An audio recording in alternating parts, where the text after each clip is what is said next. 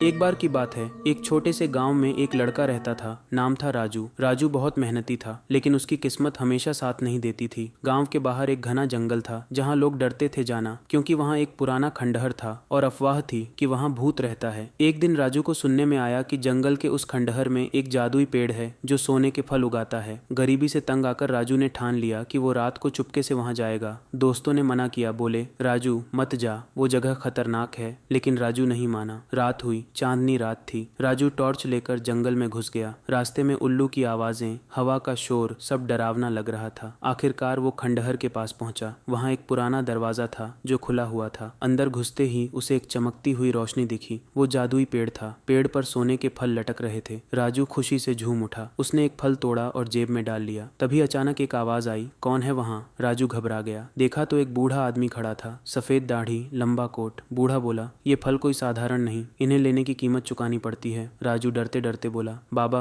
मैं गरीब हूँ, बस एक फल चाहिए। बूढ़े ने मुस्कुराकर कहा, ठीक है, लेकिन शर्त यह है कि तू ये फल गांव के सबसे गरीब आदमी को देगा और किसी को नहीं बताएगा कि कहाँ से लाया। राजू ने वादा किया। फल लेकर घर लौटा। अगले दिन उसने गांव के सबसे गरीब बूढ़े चाचा को वो फल दे दिया। चाचा ने फल बेचा और अमीर हो गया, लेकिन राजू फिर से खाली हाथ। कुछ दिन बाद राजू फिर जंगल गया। इस बार बूढ़ा पहले से इंतजार कर रहा था। बोला, तूने वादा निभाया, इसलिए अब असली इनाम। और उसने राजू को एक छोटा सा बीज दिया। बोला, इसे अपने घर के आंगन में बो दे। राजू ने वैसा ही किया। रातों रात वो बीज एक पेड़ बन गया। लेकिन ये पेड़ सोने के फल नहीं, बल्कि हर तरह के फल उगाता था जो कभी खत्म नहीं होते। राजू ने गांव वालों को बुलाया, सबको खिलाया, बांटा। गांव खुशहाल हो गया। और राजू, वो अब भी मेहनती था, लेकिन अब उसकी मेहनत का फल सबको मिलता था। बूढ़ा, वो कोई और नहीं, जंगल का रक्षक था जो सच्चे दिल की परीक्षा लेता था। कहानी का मोरल, लालच नहीं, दया और ईमानदारी से असली खजाना मिलता है।